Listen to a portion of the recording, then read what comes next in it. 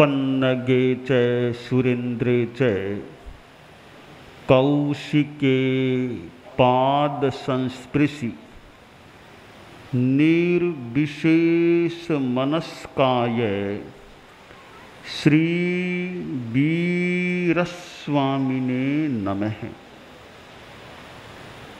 आर्हत वाङ्मय में कहा गया है, दया ही गारी भूएषु आस चिट्ठ स एहिवा आश्रय। दया का अधिकारी साधु होता है, होना चाहिए। आदमी अधिकार पाना चाहता है, किसी संस्था पर अधिकार पाना, किसी संपत्ति पर अधिकार पाना, किसी व्यक्ति पर अधिकार पाना आदमी को अभिष्ट हो सकता है, पर इन पर अधिकार पाना उत्तम बात नहीं है। जीवन में दया पर कोई अधिकार प्राप्त कर ले, यानी दया उसकी अपनी हो जाए, दया उसके जीवन में आ जाए, यह एक बड़ा अधिकार पाने का कार्य होता है। और दया का जो अधिकारी बन गया, बहुत बड़ा अधिकारी वह व्यक्ति बन गया। दया जिसमें होती है वह आदमी अनेक पापों के सेवन से बच सकता है, और दया का अभाव होने से आदमी पापाचार में संलग्न हो जाता है। किसी को कोई मारता पीटता है तो इसका मतलब उसमें दया की कमी हो सकती है, तब मार पीट करता है। जैन दर्शन में कर्मवाद का सिद्धांत एक प्रमुख सिद्धांत है। आदमी असात वेदनीय कर्म का बंध क्यों करता है? अनुकंपा के अभाव के कारण आदमी असात वेदनीय कर्म का बंध करता है। दूसरों को लाठी आदि से प्रहत करना, किसी को रुलाना, परितप्त करना, मारपीट करना, इस प्रकार के कार्य अनुकंपा के अभाव से होते हैं, और इन कार्यों से वह अनुकंपा के अभाव से, निरनुकंपता से, निष्ठुरता से असात वेदनीय कर्म का बंध हो जाता है। जब असात वेदनीय का उदय होता है तब प्राणी कष्टापतित होता है। जीवन में बीमारियां आती हैं, असाता होती है शरीर में, तो मानना चाहिए कोई हमारे असात वेदनीय कर्म का उदय हो रहा है, जिससे हम कष्टापतित बन रहे हैं। असात वेदनीय का योग है, तब दुखी या समस्याग्रस्त या कठिनाइयों से युक्त बन रहे हैं। जो आदमी अनुकंपाशील होता है, दूसरों को दुख नहीं देता, प्राण भूत जीव सत्व इनको दुखी नहीं बनाता। 4 शब्द आते हैं जीवों के संदर्भ में, प्राण भूत जीव सत्व। इनमें अंतर भी बताया गया कि प्राणा द्वित्रि चतुः प्रोक्ता भूतास्तु तरवः स्मृता। प्राण क्या है? ये जो द्विंद्रिय त्रिंद्रिय चतुरिंद्रिय जीव हैं, बेंद्री तेंद्री चौंद्री कृमि लट चींटी आदि मक्खी, ये सब प्राण कहलाते हैं। भूत, वनस्पति काय को भूत कहा गया है, और जीवा पंचेंद्रिया ज्ञेया, पंचेंद्रिय प्राणी, देव, नारक, मनुष्य, त्रियंच पंचेंद्रिय, ये सब जीव कहलाते हैं। शेषाः सत्वा उदीरितः, शेष पृथ्वीकाय, अपकाय, तेजसकाय, वायुकाय, ये 4 स्थावरकाय हैं, ये सत्व कहलाते हैं। तो प्राण, भूत, जीव, सत्व, सभी प्राणियों के प्रति हमारे मन में दया की भावना रहनी चाहिए कि मेरे द्वारा, हमारे द्वारा इनको कष्ट न पड़े, मैं इनको कष्ट देने का प्रयत्न न करूं। ऐसी अनुकंपा की भावना कि मेरे से किसी को तकलीफ बिना मतलब पड़ न जाए। आचार्य भिक्षु ने अनुकंपा दया पर विश्लेषण प्रस्तुत किया है। गाय, भैंस, आक, थोरनो, ये चारों ही दूध, तिम अनुकंपा जान जो, राखे मन में सूद, भोले ही मत भूल जो, अनुकंपा रे नाम, की जो अंतर पार खा, जो सीज आत्म काम। आश्रय कि दूध, दूध में अंतर है, गाय का भी दूध है, भैंस का भी दूध है, आंकड़े का भी दूध है, थोर का भी दूध है। तो दूध, दूध में कितना फर्क है, कोई दूध, कौन सा दूध क्या परिणाम ला दे शरीर में, तो दूध, दूध में अंतर है। तो अनुकंपा, अनुकंपा में भी अंतर फर्क होता है। एक अनुकंपा मात्र भौतिक है, उसका अपना मूल्य होता है। एक अनुकंपा आध्यात्मिक है। एक अनुकंपा के द्वारा आदमी भूखे को रोटी खिला दे, प्यासे को पानी पिला दे, निराश्रय को मकान दे दे, वस्त्र विहीन को कपड़ा दे दे, असंयमी मनुष्यों को, प्राणियों को, यह भी अनुकंपा है, दया है, सेवा भी है। पर यह हो गई शारीरिक सेवा, भौतिक सेवा, लौकिक सेवा, इसका अपना महत्व है। दूसरी है आध्यात्मिक लोकोत्तर अनुकंपा। वह क्या, किसी को त्याग करा दिया, नशे का त्याग करा दिया, गुस्सा छुड़वा दिया, हिंसा का त्याग करा दिया, झूठ का त्याग करा दिया, और जिसको अपेक्षा है ज्ञान की, ज्ञान देकर के संसार से तरने का मार्ग बता दिया, यह भी अनुकंपा है। यह आध्यात्मिक अनुकंपा, लोकोत्तर अनुकंपा है, आत्मकल्याण कराने वाली अनुकंपा है। लौकिक अनुकंपा का प्रयोग करने से सामने वाले को शारीरिक सुविधा मिल सकती है, तो उससे वह कोई मोक्ष की ओर आगे बढ़ जाएगा, यह कहना कठिन या असंभव या असंगत हो सकता है। पर लोकोत्तर अनुकंपा की जाए, किसी की आध्यात्मिक सेवा की जाए, जिसकी सेवा करें उसका भी कल्याण, सेवा करने वाले का भी कल्याण, दोनों का कल्याण। तो लौकिक अनुकंपा का भी दुनिया में महत्व है, उससे दुनिया में सहायता की स्थिति बनती है, और आध्यात्मिक अनुकंपा से तो आत्मा का कल्याण होता है। भगवान महावीर के शिष्य मुनि मेघ कुमार दीक्षित हुए। राज घराने के व्यक्ति रात्रि में लेटे सोए। रात्रि काल में संतों का आगमन गमन हो रहा था, कोई निवृत्ति आदि के लिए मान लें बाहर जाना आना हो रहा था। तो नवदीक्षित मुनि के शरीर से उन मुनियों के पैरों का संघट्टन हो रहा था।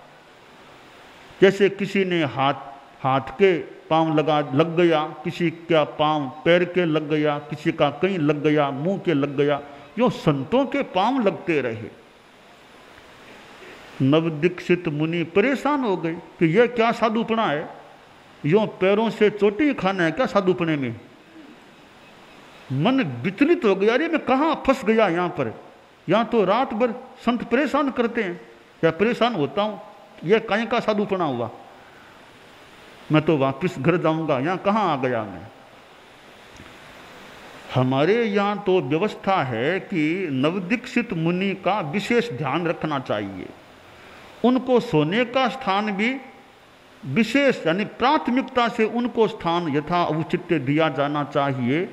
उनके भोजन में भी प्राथमिकता का ध्यान दिया जाना चाहिए, यानी उनकी व्यवस्था में एक प्राथमिकता का स्थान, विशेष सुविधा का ध्यान दिया जाए, यह क्रम रहता है। परंतु मुनि मेघ के लिए कोई ऐसी व्यवस्था संतों ने की या नहीं की, जो भी हुआ, पर मुनि मेघ कुमार विचलित अस्थिर मना या पुनः घर जाने के इच्छुक मना हो गए। सोचा अब सवेरे जाऊं भगवान महावीर के पास, उपकरण जो भी सौंप के अपने घर जाऊं। आए मुनि मेघ परम प्रभु महावीर तीर्थंकर प्रभु के पास। भगवान महावीर तो सर्वज्ञ थे और संबोध कि अरे मेघ, तुम्हारे मन में ऐसी भावना आ गई है। कहा प्रभु घर जाने की इच्छा। अरे घर जाने की इच्छा, जिसको तुमने छोड़ दिया वहां वापस जाने की इच्छा, तुम इतने अधीर हो गए।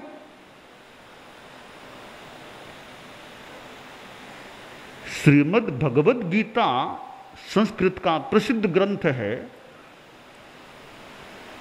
भगवत गीता में 18 अध्याय हैं। संस्कृत में श्लोक चलते हैं और मुख्यतया अर्जुन के द्वारा प्रश्न किया जाता है और श्री कृष्ण के द्वारा उत्तर दिया जाता है उस ग्रंथ में। और इस प्रश्नोत्तर के माध्यम से मानो महत्वपूर्ण मार्गदर्शन, महत्वपूर्ण ज्ञान श्रीमद् भगवद गीता में निहित है। भगवद गीता में श्री कृष्ण और अर्जुन का मुख्यतया संवाद चला है। परम पूज्य आचार्य महाप्रज्ञ जी ने एक ग्रंथ लिखा है, बनाया है, संबोधि, वह भी संस्कृत का ग्रंथ है। उसमें 16 अध्याय और उस ग्रंथ में भगवान महावीर और मुनि मेघ का संवाद बताया गया है, किया गया है, कराया गया है। और संवाद के माध्यम से यानी उत्तरों में महत्वपूर्ण आगम की बातें, अच्छी अच्छी बातें संबोधि में संस्कृत भाषा के श्लोकों में दी गई हैं और अनुवाद भी किया हुआ है, व्याख्या भी है। भगवद गीता की भी व्याख्याएं मिलती हैं और संबोधि की भी व्याख्या अनुवाद मिलता है। संबोधि तो सद्यस्क गीता प्राचीन ग्रंथ है।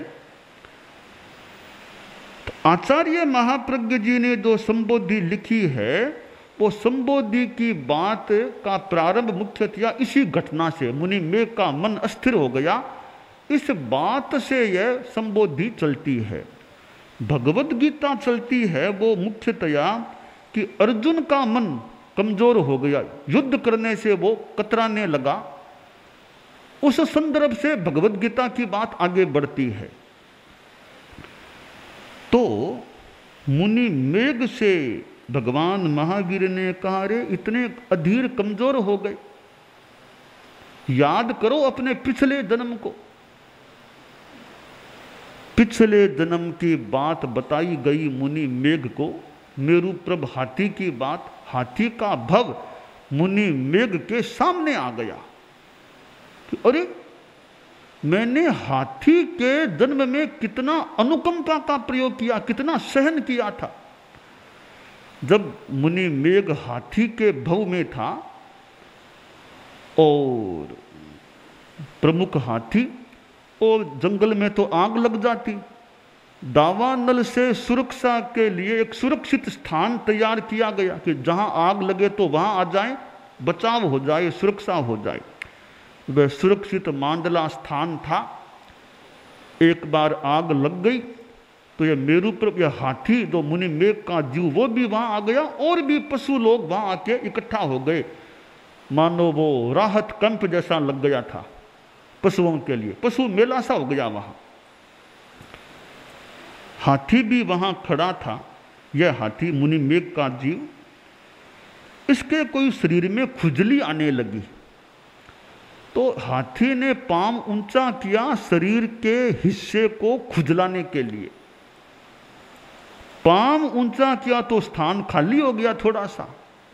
एक खरगोश कोई आसपास रहा होगा, उसने देखा रे स्थान खाली हो गया, मैं यहां जाके जम जाऊं।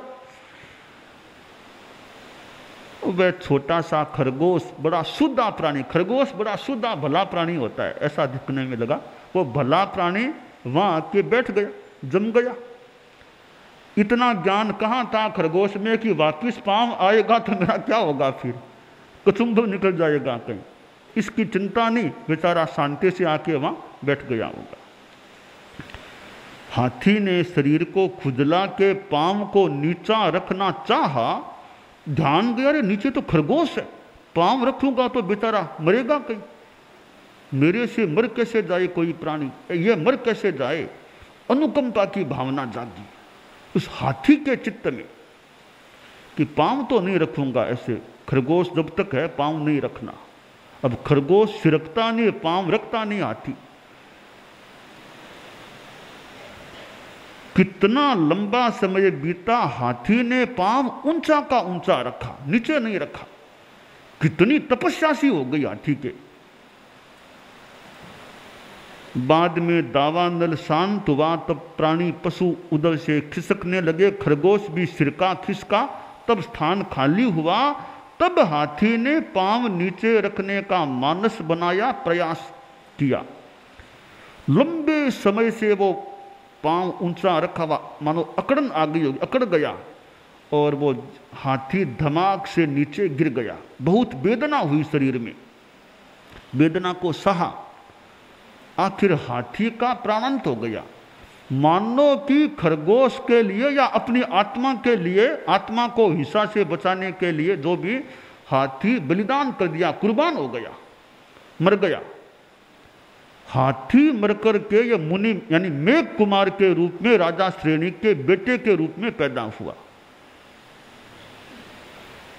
हाथी के सामने ये जो हाथी का वृत्तांत मुनि मेघ के सामने आया, अरे मैं हाथी था, मैंने इतना सहन किया पशु की योनि में। भगवान ने कहा रे पशु की योनि में सहा था, अब तुम इंसान हो, साधु बने हो, इतने क्या अधीर हो गए। बस वो प्रेरणा जागी, विचलित मन स्थिर हो गया, एकाग्र हो गया, मुझे घर नहीं जाना, मुझे तो साधना करनी है। कहा प्रभु बस 2 आंखों के सिवाय पूरा शरीर समर्पित है मेरा। आप एक जाति स्मृति ज्ञान, वो भगवान महावीर का मानो अनुग्रह बरसा और मुनि मेघ स्थिर मना हो गए, एकाग्र मना हो गए। तो हाथी के भव में कितनी दया अनुकंपा का प्रयोग मुनि मेघ कुमार के जीव ने किया था। मेघ कुंवर हाथीरा भव में श्री जी ने भाखी दया दिल आणी। ऊंचो पग राख्यो सुसियो ने मार्यो, आकरणी श्री वीर बखाणी। आ अनुकंपा जिन आज्ञा में। आचार्य भिक्षु ने तो अनुकंपा का विश्लेषण किया है, तो यह मुनि मेघ ने आध्यात्मिक अनुकंपा की थी कि सुसिया खरगोश मेरे कारण से मर न जाए, हम यूँ माने मेरे हिंसा का पाप न लगे, सुसिया मरे नहीं मेरे कारण से। यह अनुकंपा थी। इस अनुकंपा के कारण से हाथी ने कितना पुण्योपार्जन कर लिया होगा। तो यह मुनि मेघ का जो घटना प्रसंग है कि मुनि अवस्था में अस्थिर भी हो गए, पर वो भगवान महावीर का संबोध और जाति स्मृति ज्ञान का योग स्थिर मना, एकाग्र मना हो गई। तो एक पशु में भी दया की भावना हो सकती है, पशु में अनुकंपा की चेतना जाग सकती है, तो हम तो इंसान हैं, तो हमारे में भी दया अनुकंपा की चेतना रहनी चाहिए कि जहाँ तक हो सके जीव की हिंसा से बचने का प्रयास करें। किसी को थप्पड़ से मार दिया, जरूरी नहीं है तो थप्पड़ क्यों किसी के लगाएं, बच्चे के चपेटा लगा दिया, गुस्सा आया चपेटा लगा दी, ये गुस्से के कारण से चपेटा लगाना एक प्रकार की दयाहीनता का प्रयोग हो जाता है। हालांकि कभी कड़ाई भी करनी पड़ सकती है, कड़ाई में भी भीतर में तो दया रखो, आवेश तो मत करो। तो हमारे चित्त में यह आवेश का भाव कमजोर रहे, मंद रहे, बंद रहे और दया की चेतना उद्बुद्ध रहे, हम बहुत पापों से अपना बचाव कर सकते हैं। तत्व ज्ञान के द्वारा हमारे में साधना के भाव पुष्ट हों। श्रीमद् जयाचार्य वर ने झीणी चर्चा जैसा ग्रंथ तैयार किया है। अब झीणी चर्चा को कोई तत्वज्ञ या तत्वज्ञान का रसिक आदमी पढ़े तो झीणी चर्चा ग्रंथ से कितना तत्वज्ञान प्राप्त हो सकता है, कितना आगमिक ज्ञान, सिद्धांतिक ज्ञान झीणी चर्चा में, छोटे से ग्रंथ में, अपनी सीमा में जयाचार्य वर ने प्रस्तुत किया है। परम पूज्य गुरुदेव तुलसी के सानिध्य में, उनकी निश्रा में उसका संपादन भी हुआ है और प्रकाशित ग्रंथ है। परम पूज्य आचार्य महाप्रज्ञ जी का योग है, साध्वी प्रमुखा जी, कनक प्रभा जी का योग है, छपा हुआ ग्रंथ है, छापने वालों का भी योग है। उस ग्रंथ के स्वाध्याय से तत्वज्ञान बढ़ सकता है और तत्वज्ञान से हमारे भीतर में वैराग्य भाव जागे, दया, अनुकंपा आदि के भाव पुष्ट हों तो तत्वज्ञान हमारे लिए ज़्यादा सार्थक सिद्ध हो सकता है।